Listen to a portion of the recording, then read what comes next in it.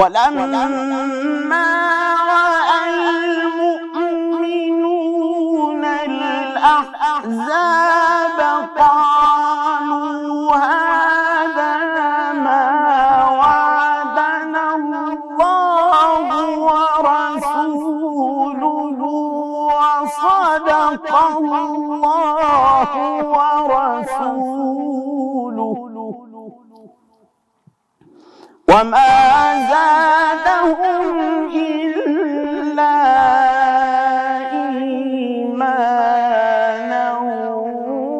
وتسليما.